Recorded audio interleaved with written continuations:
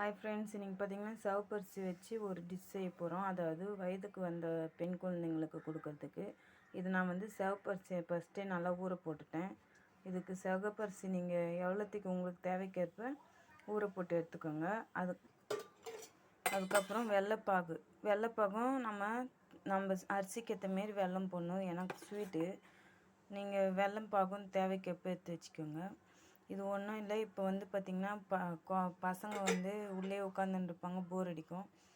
அப்போ அந்த போர் அடிக்கிற டைமில் ஒரு ஸ்நாக்ஸ் மாரி செய்கிறது தான். இந்த ஊற போட்ட அரிசியும் வெல்லம் பாகும் சேர்த்து என்ன பண்ணிக்கணும், நம்ம வந்து மிக்சியில் போட்டு நல்லா அரைச்சி எடுத்துக்கணும். அரைச்சி எடுத்து பேஸ்டானதை கடாயில் வந்து எண்ணெய் விட்டு இந்த பேஸ்டானதை விட்டு நல்லா கிளறினா இது போல் வரும். நல்லா இது கிளறி விட்டால் அது நல்லா மெத்துன்னு வந்துடும்.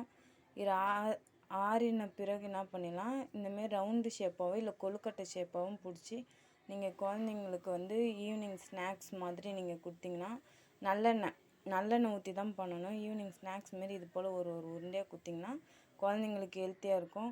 இதே போல் வந்து கருப்பு உளுந்துலேயும் நம்ம பண்ணலாம். கருப்பு உளுந்துலேயும் பண்ணி உளுந்தங்களி மாரி கொடுக்கலாம். அப்படி இல்லை கருப்பு உளுந்தில் பொடி பண்ணி நெய் ஊற்றி இது போல் உருண்டை பிடிச்சியும் கொடுக்கலாம். பசங்களுக்கு வறுத்து கருப்பு உளுந்தை நல்லா வறுத்து பொடி பண்ணி நெய் ஊற்றி கொடுக்கலாம். இது நான் ஃபுல்லாக வெறும் நல்லெண்ணெயில் தான் பண்ணியிருக்கேன்.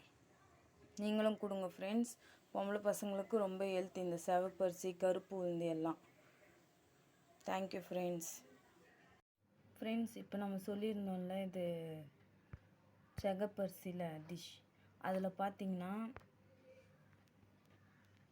உருண்டை பிடிக்கிறப்போ பாதானை அந்த உருண்டையோடு மிக்ஸ் பண்ணி நம்ம கொடுத்தா பசங்க வந்து நல்லா அது வந்து இது போல் பொடியும் பண்ணலாம். அப்படி இல்லைனா ஷேப்பாக கட் பண்ணி கூட அந்த உருண்டை பிடிக்கிறோம்ல, அந்த உருண்டையோடு சேர்த்து நம்ம வச்சு பசங்களுக்கு கொடுத்தா அது கொஞ்சம் நல்லாயிருக்கும். பசங்க வந்து கொஞ்சம் டேஸ்ட்டாக சாப்பிடுவாங்க.